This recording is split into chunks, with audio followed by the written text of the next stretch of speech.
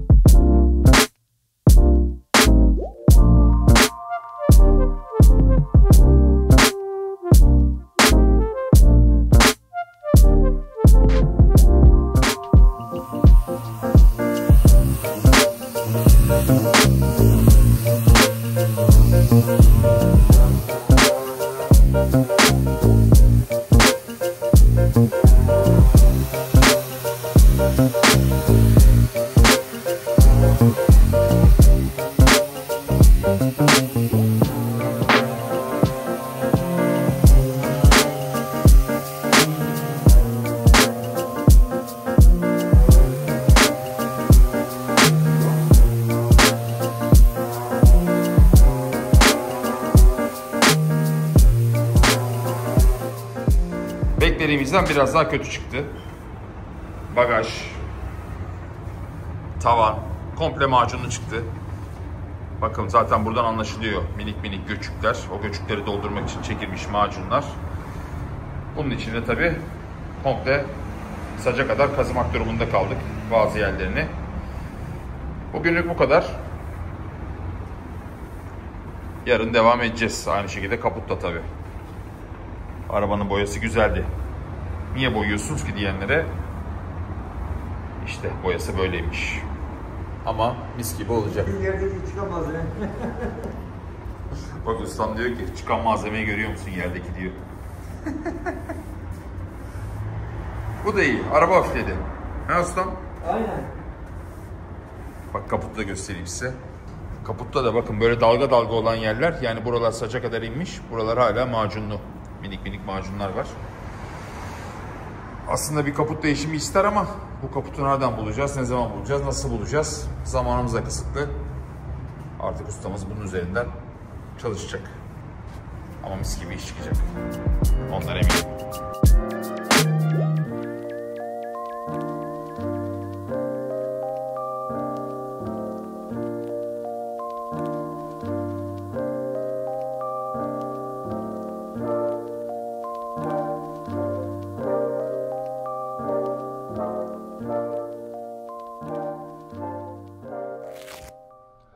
Evet arkadaşlar, İtalya'dayız ve Renault 5'in ilk parçaları, eksik olan parçalarını getirdik. Bir kutu açılışı yapalım o zaman. Buyurun. evet, heyecan dorukta. Aman he, parçaları yırtma. Bakalım neden gelmiş. Bu arada demin onu konuştuk. Avrupa içinde bizim Türkiye içinde olduğundan daha çabuk geldi ya. Evet, 3 günde geldi. Ya onlar Avrupa Birliği'ndeki bir ülke gibiler yani. Şehirler arası transport gibi. Evet. Aç bakalım ya, şimdi neler çıkmış. Heyecan var mı? Hiçbir şey Heyecan var. çıkmış. Aa. Evet.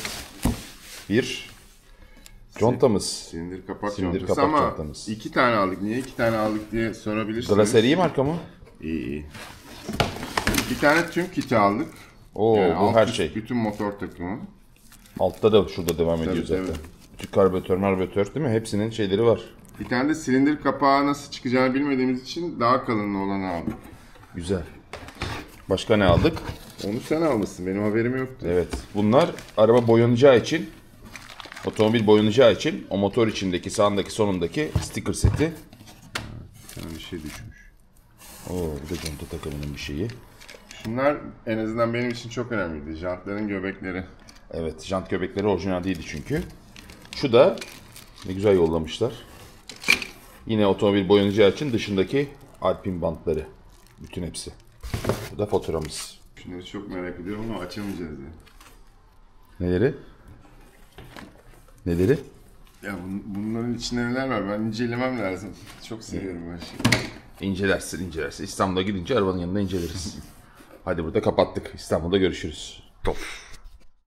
Parçaları toplamaya devam. Şimdi Çekya'dayız. Postaneye geldim.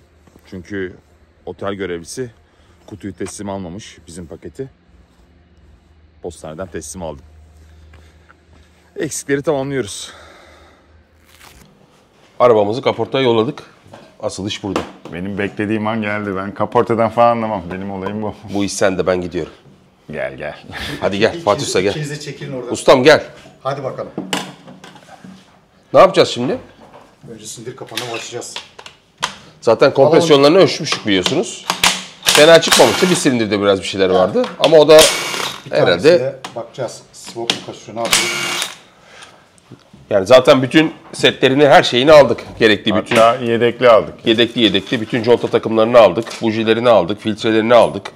İşte benzin pompası. otomatiği orada tamirliydi. Onları aldık. Onları hep bulmamız çok zor oldu. Ya bu Renault 12 ile falan aynı değil çünkü. Bambaşka. İşte lansmanlara gidip beraber onların hepsini aldık. Onların da videolarını çektik. Neler çektik neler. Bu hortumlar falan biraz değişecek galiba değil mi? Onların değişmesi lazım. Benzin hortum bu. Bak bu motor ilginçtir. Bujiler bunun için. Bunların içinde. Şu boruların içinde. İşin komiği, ben bir hafta evvel bu motorun üretildiği Diepp'teydim ya. Büyük bir şeyle gittin oraya Büyük değil bir mi? hevesle gittim. Hayatında bir şeyle tik atmış oldun mu? Tabii. Benim için kutsal topraklar. Bu çöp mü? Al baksana. Dursun. Tamam.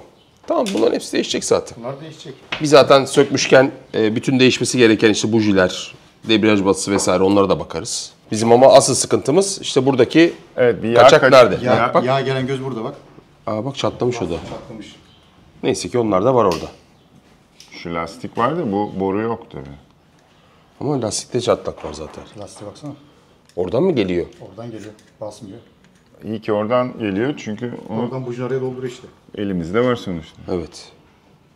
Var mı? Var değil mi Var orada? var. Takımın içinde vardı. Ya bu takım eksin Var hepsi var orada. var orada, işte burada. Evet. Şeyi de versene Onunla mi? ilgili Bak oradaki güzel parçaları versene. Bunlar mesela çok zor bulunacak şeyler. Tatam. Ben onları idare ederdim de Mert olmaz dedi. Bu olmaz Yok, dedi. yok. Bunlar ne? Hatta izleyicilerden biri jantlar gözümü kanatıyor, onu orijinaline çevirin yazmış. Biz zaten çoktan düşünmüştük onu.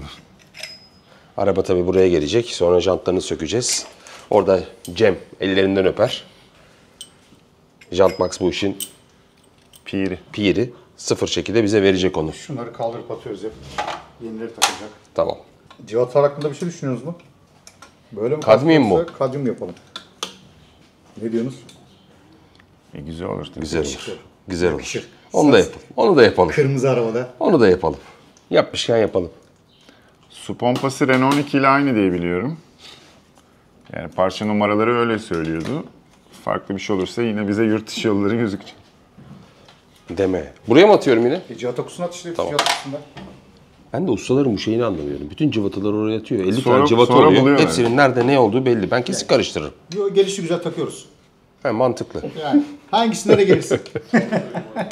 Peki parça fazlalaştırma var mı sizde usta? O genelde klasik.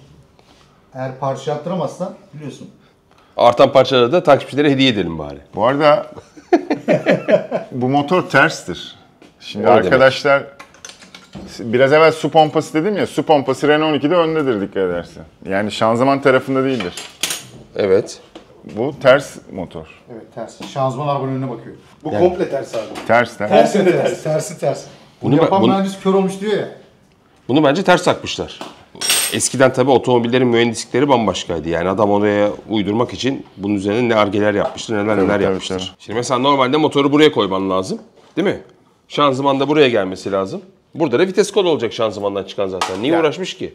Abi işte bu arabanın mühendisliği farklı ya. Motor neredeyse ortadan motorlu gibi bu araba. Şanzıman Dengesi önde, için motor yani. arkada. Ama şimdi öyle de bir durum var ki bak şanzımanın ucu burası. Bu zaten neredeyse ön tampondan çıkıyor. Önden bir kaza yapsan, ufak tıklatsan Bu şanzımanı arada vuruyorsun. şöyle bir durum var. İzleyicilerin aklına fikir vermiş olayım.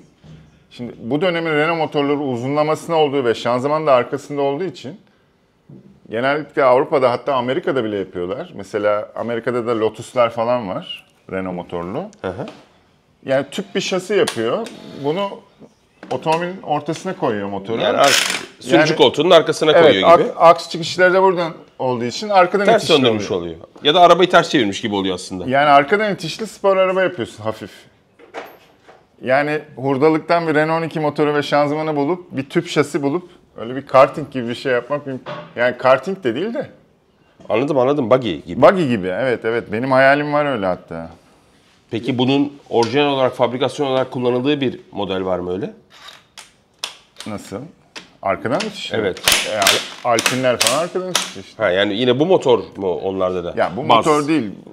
Bu Mühendislik bu mühendislik. Evet, Tasarım. mühendislik. Bu Cleon motor.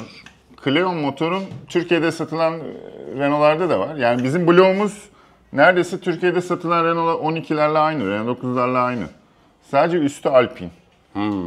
Yani mesela bujiler yukarıdan, emme ile egzoz farklı yerlerde. Yani buraya çok ekstra çalışmışlar. Tabii. Yani yaklaşık 30 beygir veriyor bu. Yani mevcut motoru aslında geliştirmek için burada tabii. mühendislik yapmışlar. Tabii ki şanzıman da farklı. Şanzımanın burası da Renault 12 ile aynı da şu kapağı farklı. Şu mesela burada bir delik var. Dolayısıyla içi de öyle farklı. Evet. Delik var dediğin yerde de zaten şeyler var. Kasnaklar. Kasnakları da alayım mı oraya?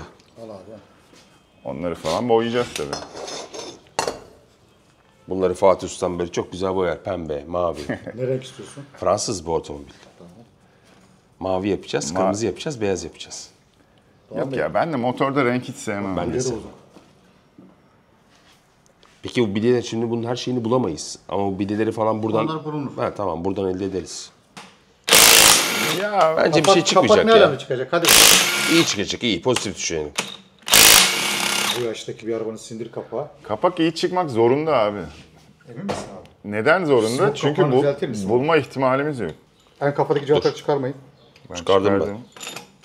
En kafadakiler ikisini sokun.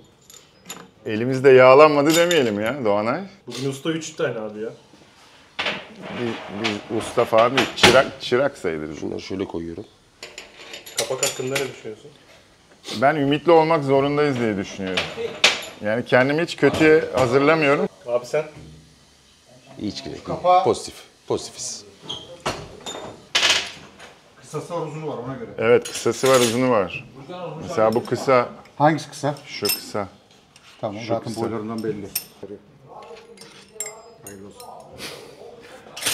Bak bunlar hep karıncalanmış bu şokta. Yani? Dökme yapmış. Yani ne yapacağız? Sonuç? Yenisi. Deme. Şöyle alıyorsun abi. Bunlar bulunur ya. Buldu mu? Bulunuyormuş. Şu izler falan var baksana. O izler çalışma izler ama özellikle şu 3 tanesinde kısalarda dökme var. Ha, pıtır pıtır olması mı? Bak, baksana abi al. Oo, o orası yamuk bayağı bile ya. ezilmiş. Nereden bulacağız? Ya Renault 12 ile aynı olabilir Renault 9'da. Ama biri kısa bir uzun var. Onları sabittir. İşte bir bakacağız. alıp bakacağız. O- Tamam. Evet onlarınki sabit. Burak Usta. Ertem Usta ne yapıyorsun? Şöyle alıyorum. Biraz da ben izleyeyim sen devam et ya. Sen dinlen biraz. ne İşimiz, demişler? işimiz uzun. Çırak. Ne demişler nasıldı? Bu artık çıktı ya. Çırak ustasını geçmez sanatı değil miydi? Ha evet. Ustalık yani. Ama bu çırak 50 yaşına gelmiş artık. Daha ne geçecek ya? Abi bu işin şeyi yok ki. Yaşı yok.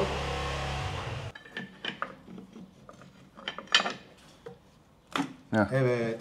Arkadaşlar tezgahın üstüne. Çocuğu aldık. Evet.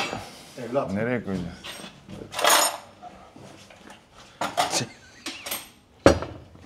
İyi oldu bende ya. Beyaz tişört giymişim. Evet, pistons and pistons. Oo, pistonlara bak. Kafalı, tepeli. Tepeli piston. Güzel.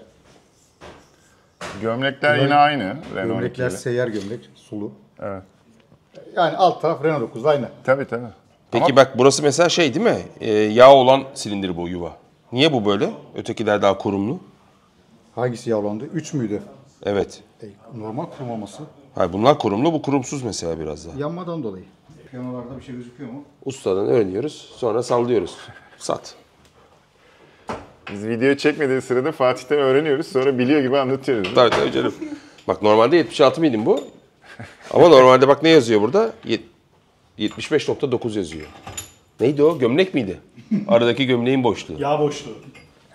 Yağ boşluğu dedi. Tolere boşluğuymuş. Clarence değişiyor ya.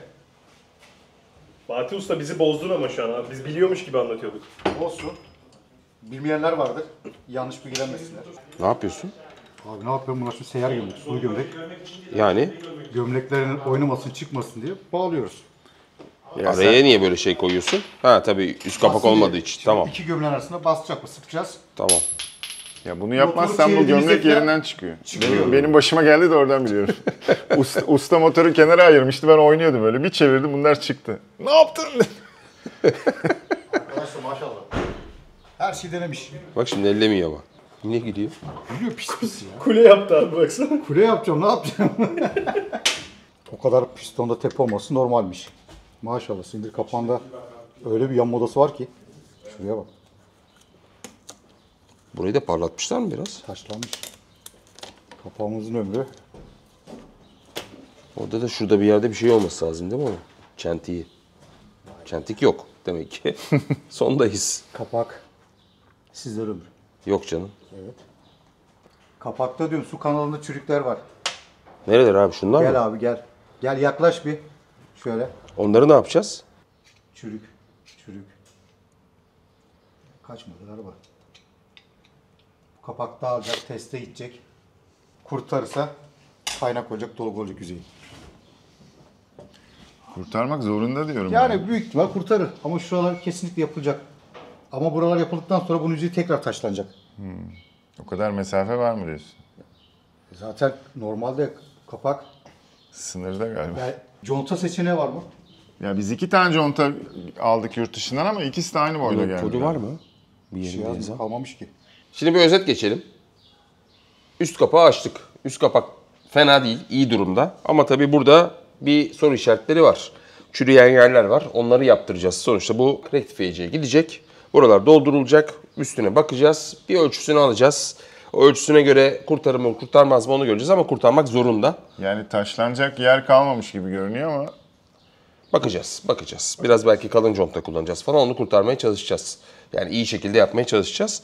Şimdi aslında motorun altını da açmamız lazım. Açıp da işte krangına bakmamız lazım. Oradaki durumlara bakmamız lazım ama üst tarafta aslında onun sinyallerini veriyor. yani açmaya gerek yok gibi görünüyor. Gömlekler falan gayet iyi. Gömlekler falan gayet güzel, tertemiz. Pistonlar tertemiz.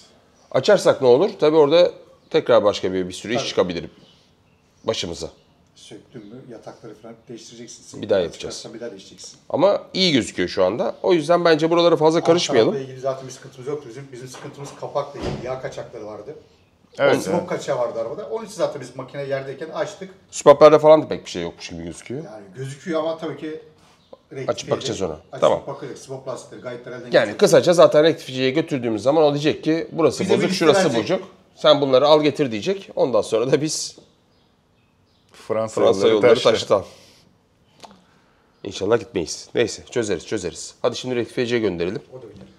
Bu bölümü de burada kapatalım. Sonra otomobilimiz gelsin. Motorumuzu tekrar toplayalım ve içine atalım. Sonra da marşa basalım. Biraz zor mu? Yalnız bir şey söyleyeyim. Renault motoru görünce bana yüzü geliyor. Abi Renault'cum bu. Renault'cunun kralıyım ben. Ya alt tarafta bir şey çıkmasından ben korkmuyorum. Hep diyorum ya. Tertemiz baksana. Ya altı Gömlekler. ya bu otomobilin şeyi de yok. Yani yurt dışında bulabiliyoruz diyoruz da yurt dışında da bulamıyorsun Tabii, ki. tabii. Çok zor bir motor. Az bulunan, az yapılan. Aradan geçmiş 40 sene.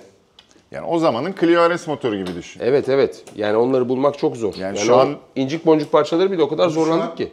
Alt taraf Renault 9'laydı değil mi? Tabii alt tarafta problem yok. Evet. Gömlekler falan. O yüzden fazla da kurcalamamak lazım diyorum. Ben bunu tekrar koyuyorum. Ama şu anda bitirecek, yere bir düşürecek, biteceğiz. Yok aman.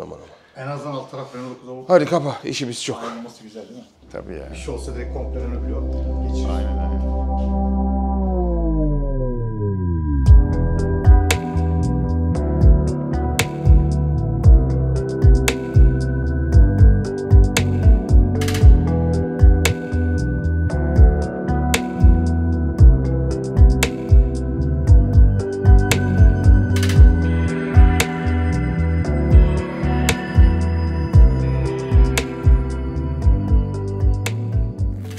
Şimdi bir konuya açıklık getirmemiz lazım. Bir önceki videoda hatırlarsanız otomobilin rengini size sormuştuk. Hangi renk yapalım diye.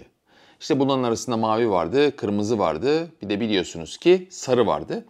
Bunların arasından çok fazla yorum geldi. Yorumlarınız için şimdiden teşekkür ediyorum tekrar. Mavi ve özellikle kırmızı kalsın konusu başa baş gidiyordu. Şimdi biz burada şöyle bir karara vardık. Aslında bizim de isteğimiz otomobille daha çok uğraşmak, daha çok değiştirmekti. Dolayısıyla mavi yapmaktı. Ama kendi aramızda da bir konuştuk. Dedik ki mavi yaparsak eğer ya da mavi yapmaya başlarsak otomobili tamamen sökmemiz lazım. İçini de sökmemiz lazım. İçini komple boyamamız lazım. Çünkü biliyorsunuz bunun direkleri falan içeriden gözüküyor. Ve işte halının altını vesaire her yerini boyamamız gerekiyor. Hatta tabanı dahil boyamamız gerekiyor.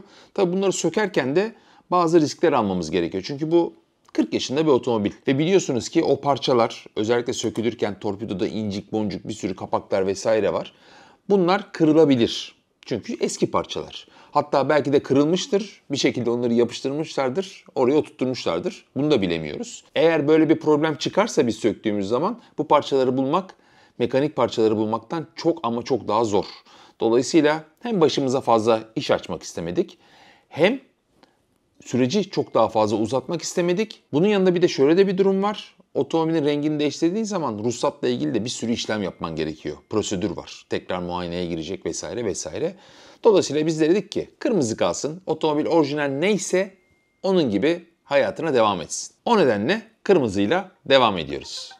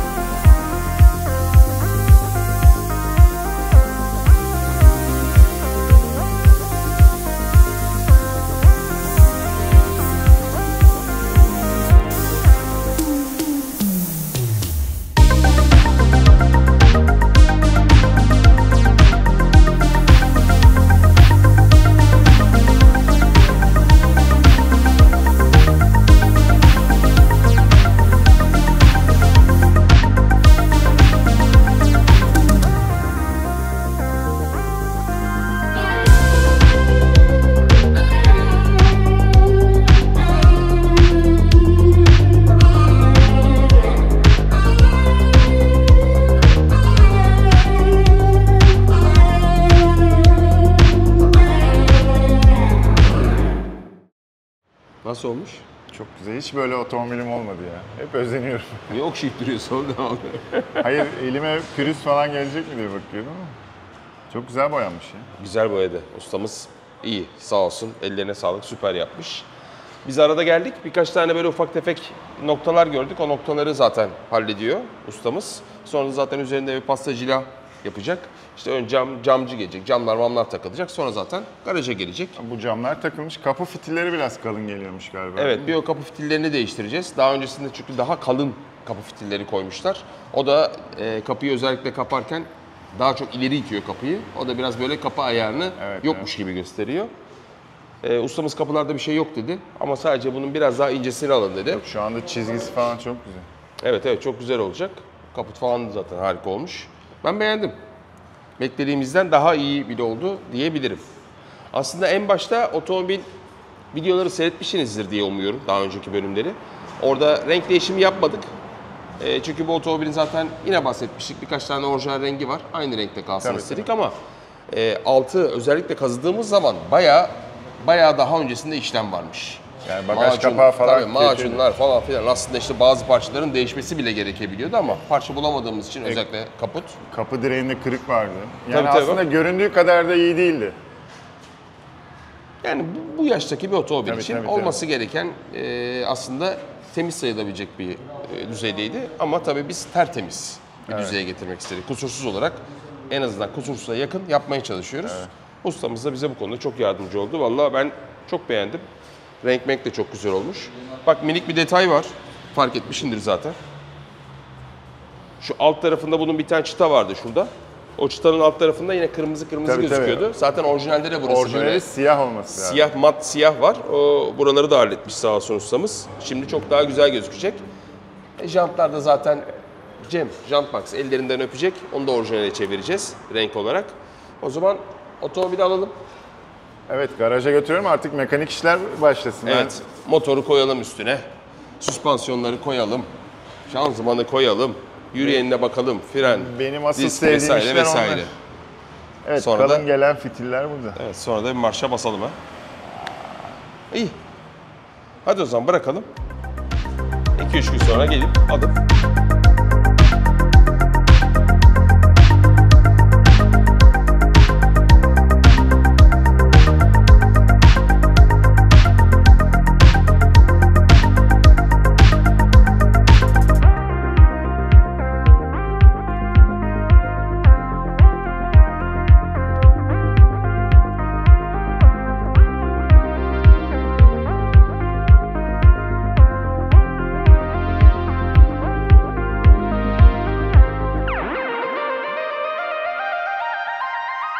ve otomobilimiz nihayet garaja geldi. Motorla buluştu. Ama hala motorla tam olarak buluşamadı.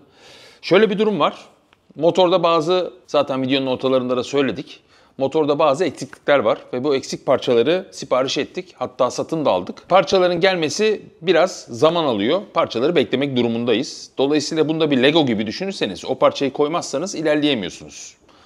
Motoru tamamlamamız lazım. Sonra otomobilin içine koyacağız ve sonrasında da marşa basacağız. Aslında ilk planımız 3. bölümde otomobili marşına basıp çalıştırıp o şekilde bitirmekti. Ama söz vermiştik biliyorsunuz 15 günde bir video koyuyoruz ve 15 günde de yetişmesi amacıyla bu videoyu burada kesiyoruz. Ben de jantları şimdi sökeceğim. Jantbox'a götüreceğim. Artık otomobili yeni jantlarıyla, yeni haliyle artık 4. bölümde göreceksiniz. Görüşürüz.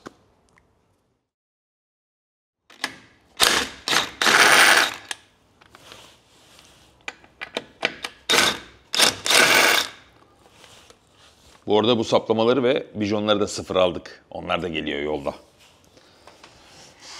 Gelecek çok şey var. Amma hafif ya. Tut. Hop. Bir böyle kalktı.